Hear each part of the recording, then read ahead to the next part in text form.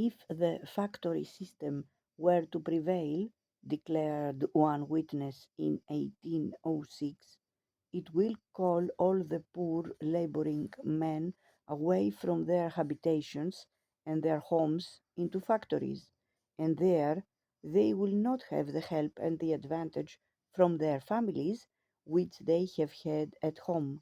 Supposing I was a parent and had 4 or 5 or 6 children, and one of them was 14, another 12, another 10.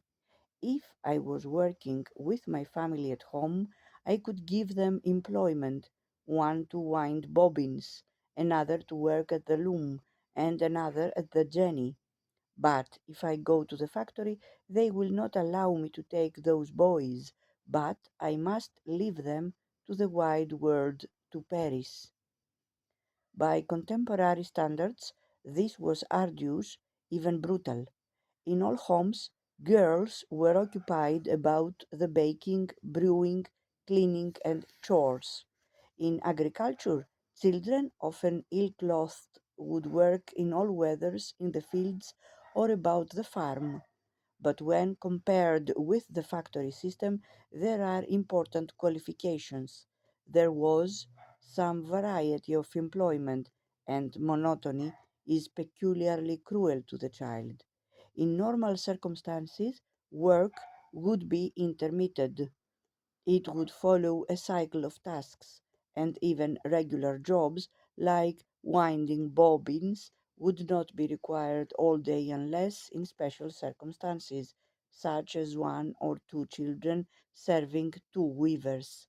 No infant had to thread cotton in a tub for 8 hours a day and for a 6-day week.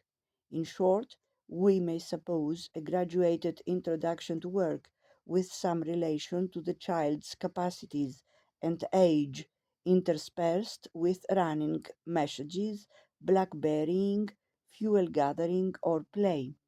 Above all, the work was within the family economy and under parental care.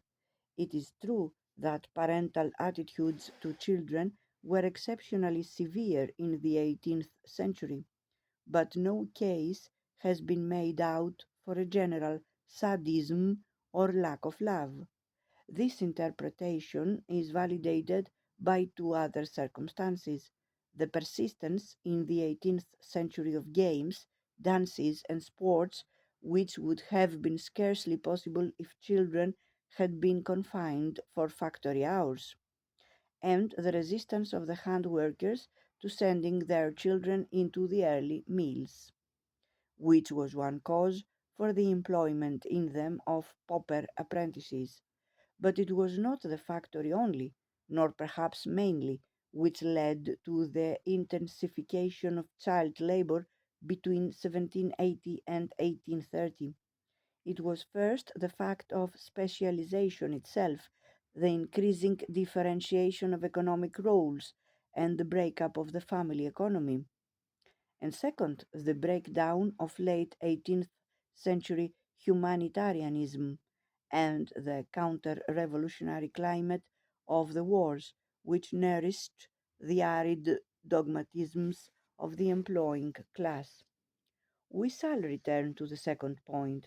As to the first, nearly all the vices known to the 18th century were perpetuated in the early decades of the 19th, but in an intensified form. As Dickens knew, Peter Grimes was as likely to be found in early Victorian London as in Georgian Aldeburgh.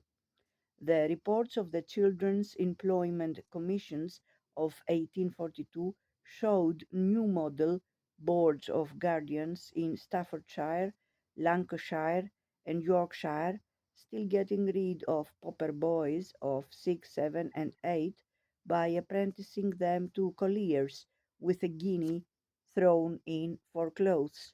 The boys were wholly in the power of the butties and received not a penny of pay. One boy in Halifax who was beaten by his master and had coals thrown at him ran away, slept in disused workings, and ate, for a long time, the candles that I found in the pits that the colliers left overnight, the mixture of terror and of fatalism of the children comes through in the laconic reports. An 8-year-old girl employed for 13 hours a day to open and close traps. I have to trap without a light, and I am scared. Sometimes I think when I've light, but not in the dark. I dare not sing then. Or 17-year-old Patience Kershaw, who discussed the merits of different employments. The bald place upon my head is made by thrusting the corves. My legs have never swelled, but sisters did when they went to mill.